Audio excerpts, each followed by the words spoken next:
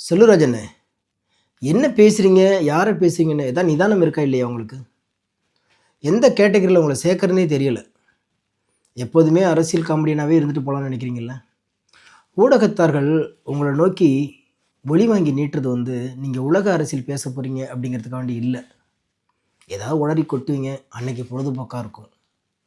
நீங்க உடனே உங்கள அறிவாளின்னு நெனச்சுக்கிறீங்களா? உங்க அறிவாளித்தன்மை உலகத்துக்கே தெரியுண்ணே. தர்மாக்குள் அறிவாளித்தன்மை. அந்த சாதனைய முறியடிக்க முடியாம உலகமே திணறி போய் நிக்குது. நாம இன்னொருத்தர போய் கிண்டல் பண்ணலாமா? ஒருத்தர பத்தி விமர்சனம் பண்றது தப்பு இல்லண்ணே. ஆனா அவங்கள பத்தி முழுமையா தெரிஞ்சுக்கிட்டு பண்ணணும். ஏதோ வாய்க்கு வந்ததெல்லாம் உளறி கொட்டக்கூடாது. எடப்பாடி உங்கள இடையிலேயே கழட்டி விட்டு போனார் தெரியுமா? ஞாபகம் இருக்கா? அதுக்கப்புறம் ஓடி வந்து ஃபுட்போட் அடிக்கிற மாரி மைக்க பார்க்கும்போதெல்லாம் ஏதோ பேசி நல்ல பேர் எடுக்க முயற்சி பண்ணீங்களா? அதுக்கு எங்க தலைவர் தான் கிடைச்சாரா? உங்கள மாரி காமெடி பண்றதுக்கும், அறிவு இல்லாம பேசுறதுக்கும் இங்க நெறைய அரசியல்வாதி இருக்காங்க. ஒரு அறிவார்ந்த தலைவர ஆழ்ந்து உணர்ந்து நீங்க விமர்சனம் பண்ணுங்க, ஏத்துக்கிறோம். சரியா?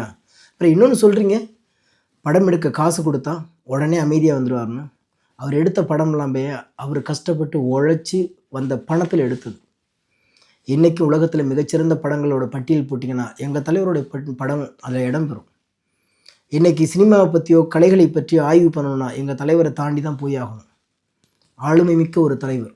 இன்னைக்கு நாங்க கூட்டணியில இருக்கிறோம்னா, சுயநலத்துக்காக வேண்டி இல்லண்ணே.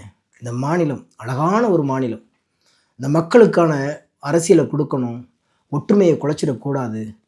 மாநிலத்த பலப்படுத்தணுங்கிறதுக்காண்டி நாங்க கூட்டணியில இருக்கிறோம். உங்கள மாரி மக்கள ஏமாத்தி சம்பாரிச்ச சொத்தையெல்லாம் காப்பாத்தணும்னு பாஜகட்ட மண்டியிட்டு கிடக்கலண்ணே. நோட்டுக்கு விலை போறவர் இல்லண்ணே எங்க தலைவர். ஏன்? உங்க அம்மாவே விலை பேசுனாங்க இல்லையா? வாங்க முடிஞ்சுச்சா? விஸ்வரூபம்.